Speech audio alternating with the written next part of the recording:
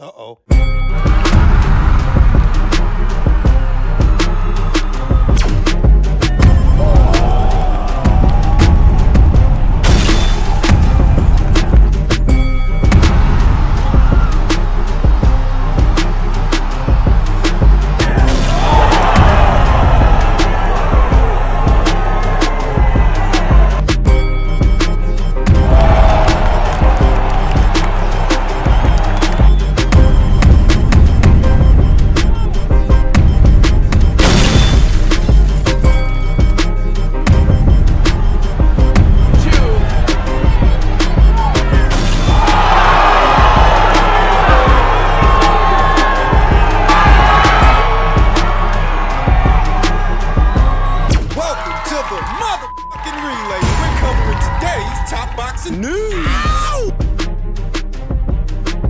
Okay, we'll start with this. Rick Mirigian is miffed over failed Virgil Ortiz versus Jaron Ennis talks. It's a somber time for Rick Mirigian, the manager of Virgil Ortiz, as he grapples with the reality that the highly anticipated fight between Ortiz and Jaron Boots Ennis will not take place.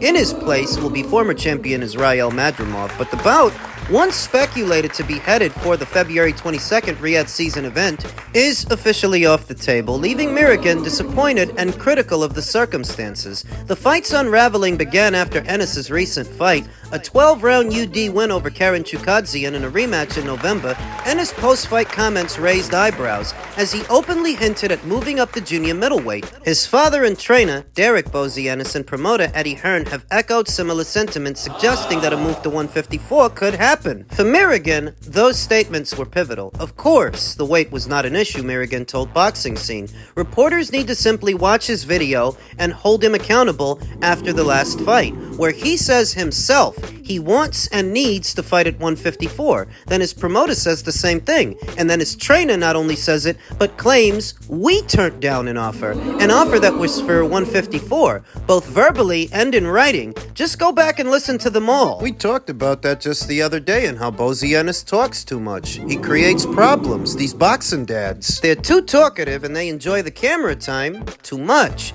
Mirigian believed the fight was within reach. Yes, I thought the fight would happen, Mirigian said. I thought Boots was one of those special generational talents that no one would fight. I didn't think he'd back out and run from what he, his trainer, and his promoter all said they wanted.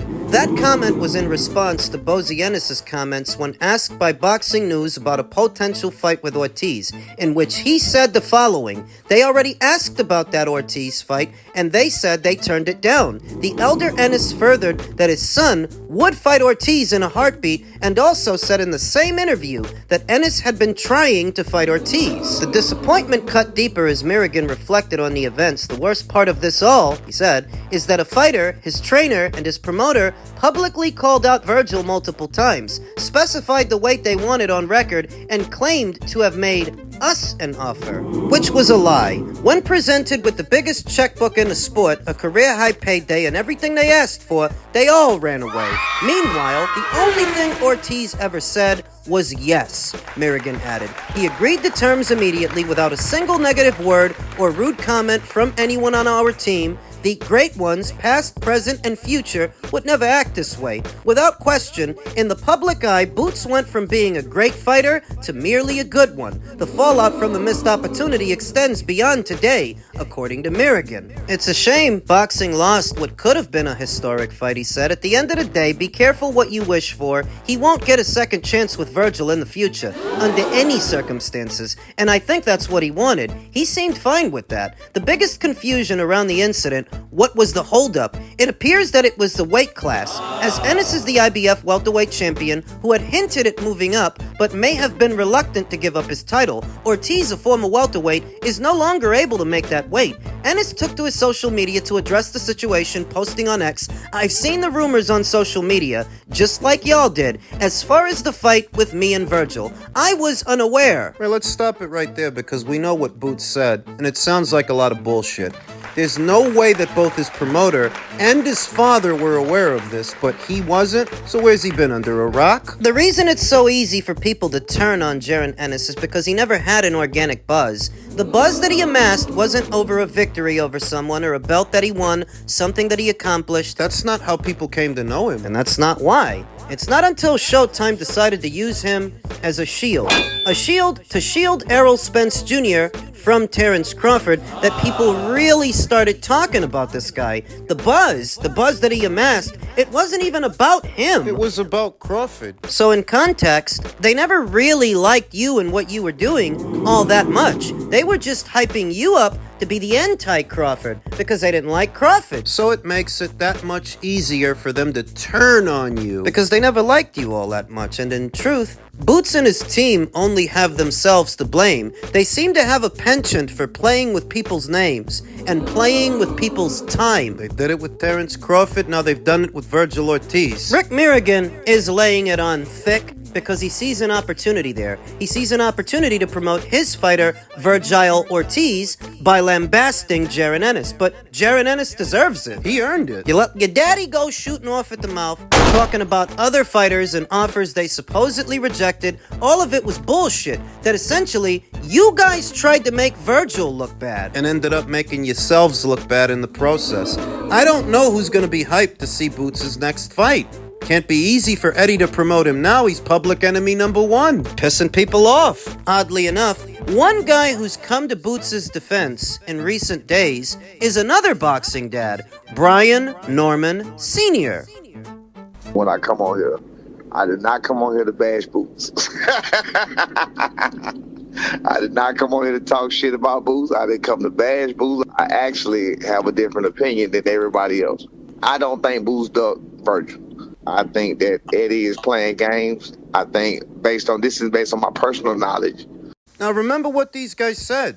The reason they turned down the Boots Ennis fight was because they wanted more money. Something to the tune of $2 million. Watch how he spins it.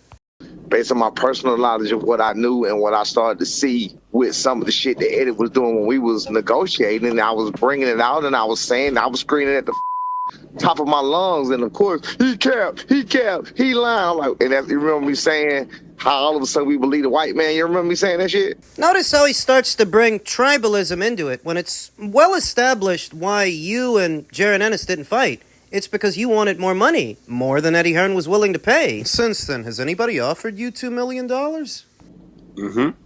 Yeah, I was like, how the fuck everybody just fucking side with the white man all of a sudden because he gets what the fuck you want to be for? Keeps making mention that Eddie Hearn is a white man, but last I checked, your son is signed to a white man. What do you think Bob Arum is, Puerto Rican? What's Brian Norman Sr.'s point? It's Eddie, bro. The whole thing is Eddie, and it's still about the exact same thing. Now, bear in mind that more has come out since Brian Norman made this soundbite, since he said this stuff, that Turki El Sheikh himself blames Jaron Ennis directly. We'll get into that. But let's try and focus on the direction that Brian Norman Sr. tried to take this conversation. Why would he do that? Because he's trying to shift the blame off of himself and his son for having not fought Jaron Ennis. A familiar course of action, we've seen it before. We saw it from Deontay Wilder. What did he say? Slave contracts, Eddie Hearn is a white devil. That fight between him and AJ, yeah, that's not Eddie Hearn's fault. If that didn't happen, it's your fault, because you rejected that $100 million from DAZN. You walked away from that fight prioritizing Tyson Fury. I don't want to waste a lot of time strolling down memory lane, but Deontay Wilder, a country bumpkin, like Brian Norman Sr. is a country bumpkin, they shop at the same supermarket for excuses. Eddie Hearn himself, on camera, left it up to Jaron Ennis to decide what he wants to do. He's not a puppeteer that pulls the strings and makes these guys jump when he wants them to jump. No, it was up to Jaron Ennis that if you want to go to 154 and you want to fight Virgil, it's on you. And if you don't, that is too. Brian wants to put it on Eddie Hearn that the Ennises got caught once again playing with people's names and playing with people's time. No, it's not on Eddie Hearn. It's on them. Another guy who's got an axe to grind with Eddie Hearn. And why? Because you tried to extort him and he didn't let you because your asking price was more than anybody's offered you? I mean, yeah, Eddie Hearn didn't want to give you $2 million, but find me someone that does. Don't lose sight of the fact that no matter how bad Boots looks right now, these are the guys that ducked him.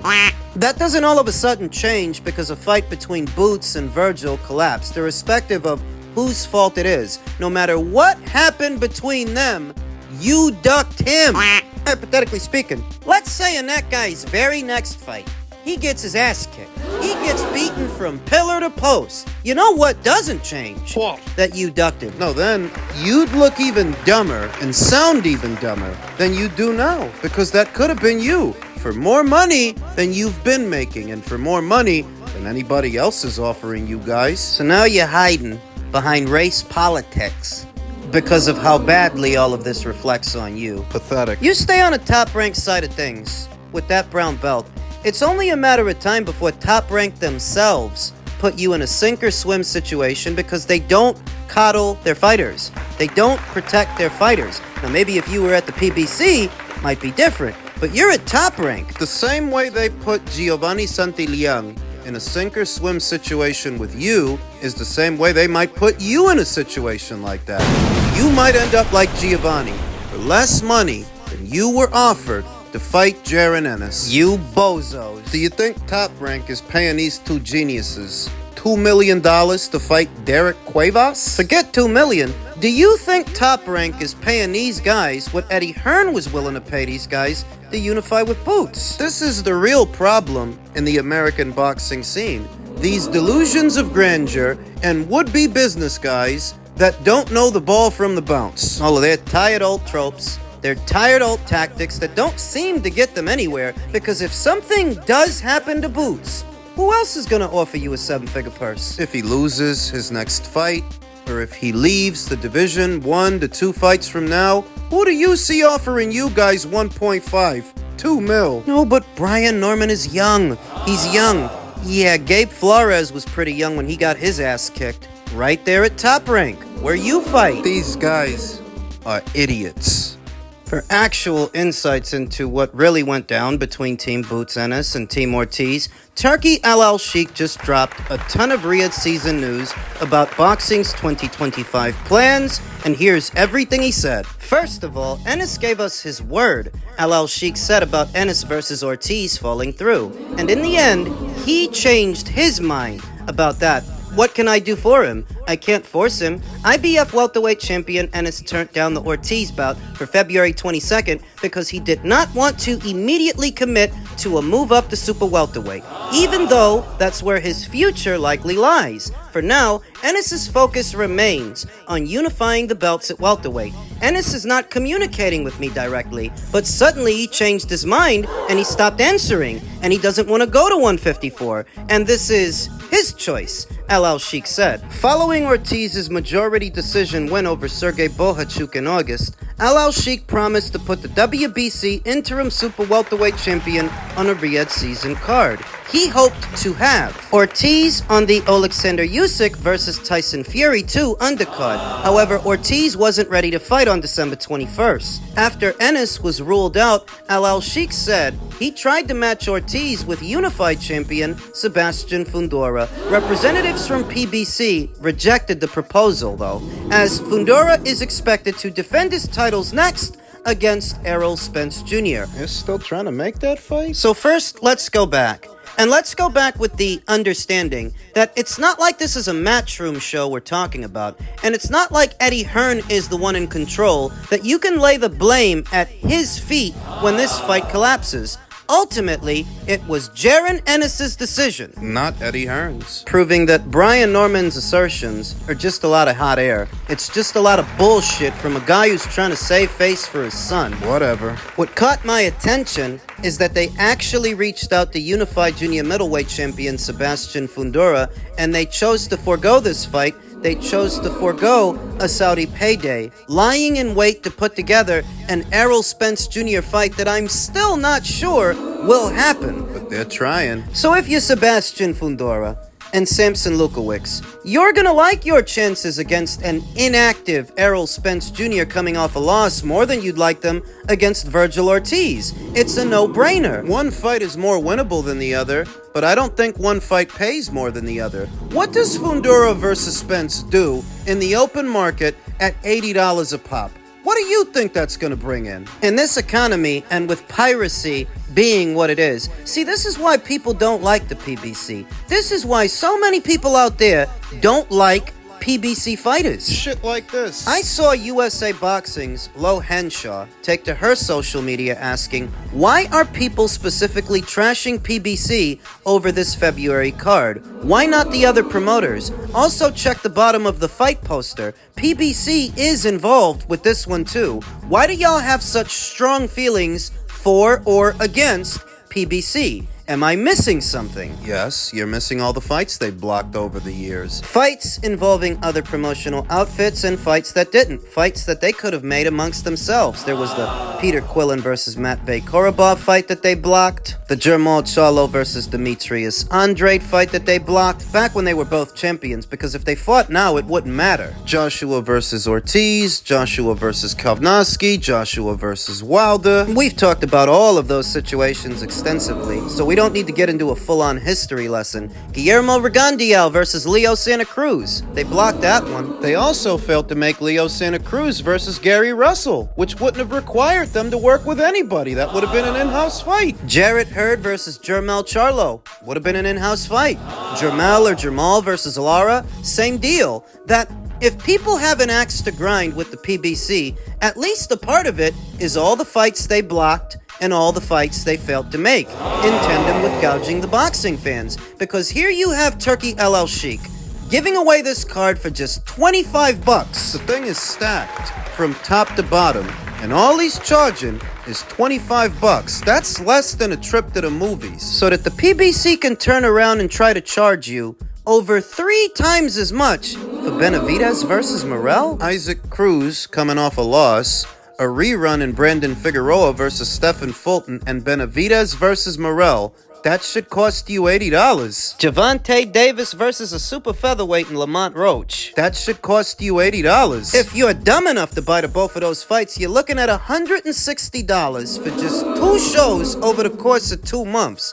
This is a big part of the reason people don't like the PBC. Price gouging. Now you can say that if you don't like it, don't buy it. And guess what? A lot of people don't. But that has contributed to the declining audience for boxing in America. The more fights you put behind a paywall, the less people see them. And the less major networks want to invest in the sport of boxing, because Al's been kicked off of NBC, Fox, and Showtime. You're turning boxing into a hot potato with all of your failed endeavors. So when people have an axe to grind with the PBC, that's why. So that by the time a Sebastian Fundora rejects a Virgil Ortiz fight, people are fed up. Now you can say that they are letting Carlos Adames box on this show, but it took you long enough. That Pitbull and Rayo did box on a Riyadh season show, or that Mario Barrios did box on an MVP show, that you're finally starting to outsource these guys, but you're only doing it now out of desperation. After you've made a mess of everything, so that when your resources dry up,